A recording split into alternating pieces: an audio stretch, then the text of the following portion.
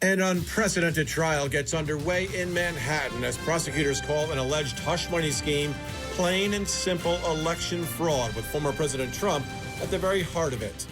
Plus, campus chaos, protesters taking over universities, increasing tension over an ongoing war in the Middle East.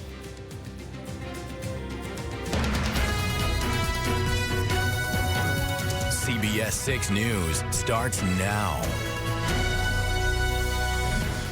First tonight at 5, opening statements given, testimony beginning in the criminal trial of former President Donald Trump. One expert saying both sides came out swinging. Yeah, prosecutors say the case covers a criminal conspiracy and a cover-up, but the former president's legal team standing by his claims of innocence, saying he was not involved in the payments made to the adult film star Stormy Daniels. For the details, let's head out to national correspondent Christine Frizzell. Thank you very much. Well, here at home, it's been 4 years in the making, but a first-of-its-kind floating solar panel project, one step closer to reality in the city of Cohoes. Local leaders breaking ground on this Earth Day. CBS 6's Emma Quinn joining us now live in studio with more about the environmental goals and financial benefits of this major undertaking. Emma. That's right, Amani. Greg. All right, Emma, thank you. Time now for a check of our weather. A live look outside tonight over Saratoga Springs. A beautiful start to this week. Yeah, it's a tale of sun and shadows here on Broadway. And look, the sun is winning out. Gotta like that. Here's the chief, Steve meteorologist Moore. Steve. All right, Greg, yeah, and Amani. Yesterday's clouds, very disappointing. All right, thank you, Sarah. Tonight, the number of pro-Palestinian protests on college campuses all across the country is growing. On the eve of Passover, Jewish students say they don't feel safe. Columbia University canceled in-person classes today as campus protests over the Israel-Hamas war stretch into day 6. Meg Oliver has the latest from New York City. Outside Columbia University. Columbia University's president says discussions are underway to find next steps to end the crisis. She did not give any indication on when on-campus classes would resume.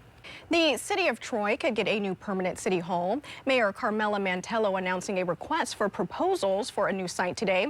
City Hall has been located in the Headley building for more than a decade, but leases the space at 433 River Street.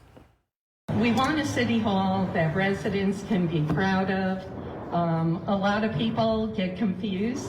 Where is City Hall now? There's no signage, no indications of a city hall. No monuments to acknowledge the hardworking individuals in our community. The former permanent home to City Hall, One Monument Square, demolished in 2011. The city will consider all viable proposals for a new location, seeking input from developers, property owners, and commercial real estate professionals by June 28th. Well, next here at 5, Congress passes a package of bills that could lead to the end of TikTok here in the U.S. Oh my, the social media companies vow to fight back. Stay with us for that.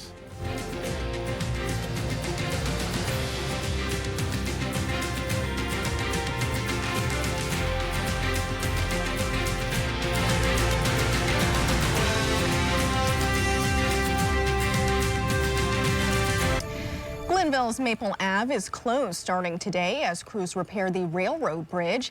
This video from December when a tractor trailer holding compressed natural gas hit the low bridge, causing it to go up in flames. The driver did survive the crash and was charged with traffic violations. The road was closed for a few days after the crash to repair the bridge then as well.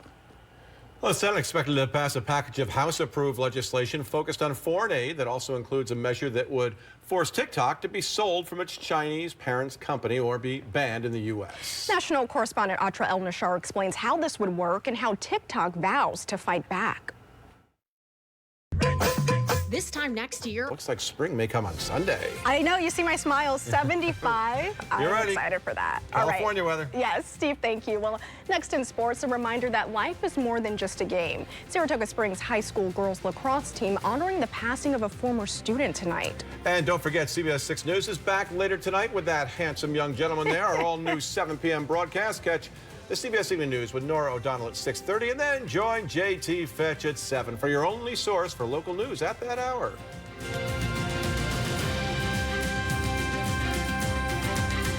Great cause to support them. Yeah, very nice. Can't wait to hear more. Thank you so much, AJ. Well, a tense game in the Bronx. The Yankees couldn't hold it together against Oakland this afternoon. Yeah, not pretty if you're a Yankees fan. Things got heated between the home plate umpire and Yankees manager Aaron Boone. Got anything else to say? okay? Aaron, we're done! And now Aaron's saying I didn't say anything. You're gone! Aaron's saying, hold on a second, I didn't say a word. He was just minding his own business. The ump had warned Boone to be quiet. Moments later, he mistook something a fan yelled from the stands for, he thought it was said by Boone. He tossed the manager from the game. That's Boone's second ejection this season. He has had 35 since 2018, the most for Major League managers.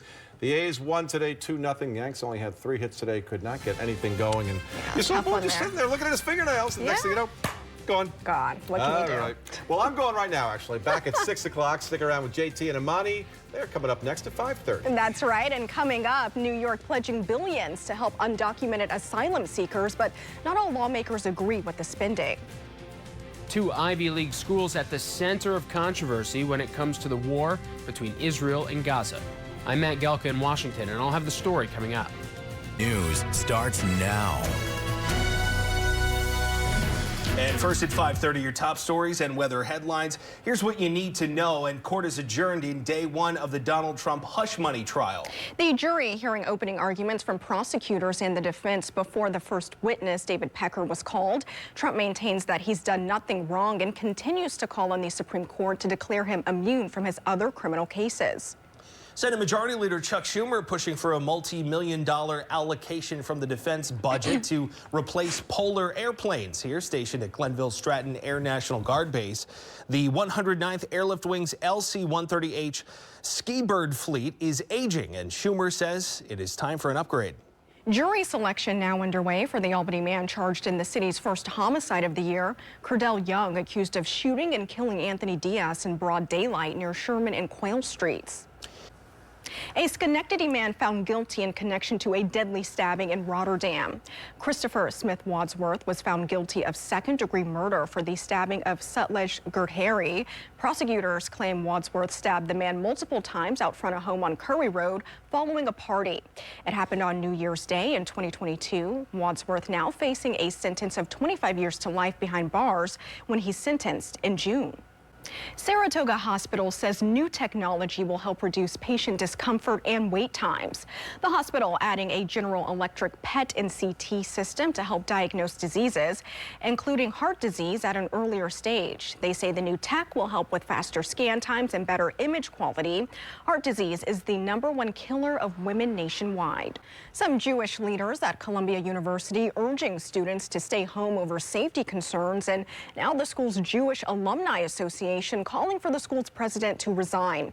As national correspondent Matt Gelka explains, the pro-Palestinian protests are creating a crisis on some Ivy League campuses around the country. Remember the 7th of October. Still to come and all new at 5:30, the EPA approving new regulations to try and tackle forever chemicals in your drinking water. And in tonight's Spotlight on America, we'll share why advocates longing for change say the regulations are a welcome improvement. And pesticides causing concerns over some foods that could be in your daily diet. Consumer Reports looks at the good news, the bad news, and which foods to look out for. And President Biden unveiling new funding for important news that the EPA says will impact the health of millions of Americans. The agency creating the first ever national standards to limit toxic forever chemicals known as PFAS in America's drinking water. And for more than 2 years, Spotlight on America has investigated the presence of these highly toxic chemicals.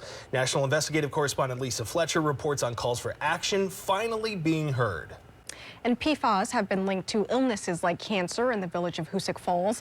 A settlement reached over the polluted water there last fall. The new standards expected to set off a wave of legal action against PFAS polluters, which are some of the biggest chemical companies in the world. To view all of our investigations about PFAS in drinking water, visit SpotlightInvestigates.com.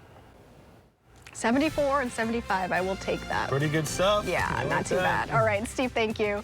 Well, coming up at 6 tonight on CBS 6, a first-of-its-kind solar project looking to help improve the environment in the city of Cohoes. Yeah, we'll share more about the costs behind this massive project and how it's expected to reach the city's climate goals. Well, as many of us try to eat more fruits and vegetables, are we potentially putting ourselves at risk by also consuming harmful pesticides? In your Consumer Report, CBS 6's Julia Dunn digging deeper into the real dangers of these pesticides in our food and what we can do about them. Well, the thing is, though, organic produce is often more expensive than conventional. Some tips to save you money: buy in bulk, consider buying frozen, which may be cheaper than fresh, and always watch for sales to stock up. You can find CR's full ratings on their website, which includes tips to help you shop and eat healthier. Well, President Biden celebrated Earth Day by announcing $7 billion in EPA grants to increase household access to solar power. This is part of the Solar for All program, which offers homeowners grants and loans to install solar panels. Now, the president says the EPA will make 60 grants covering every state and territory to help reduce carbon pollution by more than 30 metric tons over the next 25 years. This new Solar for All program means that 900,000 households 900,000 will have solar on the rooftops for the first time, and soon. Millions of families will save over $400 a year in utility bills. The president also announced the first jobs available as part of the American Climate Corps training program. More than 2,000 young people in 36 states can apply for positions aimed at fighting climate change, including installing solar panels, battling wildfires, and rebuilding wetlands. Well, State Department of Health officials planting 2 trees today in the capital region in honor of Earth Day. Yeah, one tree was planted on the future site of the new Wadsworth Lab, the other at UAlbany's Future School of Public Health. DOH says the department's relationship with UAlbany will only grow, and the planting is symbolic of that, along with creating cleaner air for New Yorkers and visitors. Not a bad day to plant a tree or two. Yeah, absolutely. Nice stuff. All right. Greg Floyd is up next, and still to come tonight, an Albany officer gets a huge showing of support. What we know about his road to recovery after being shot in the line of duty last week.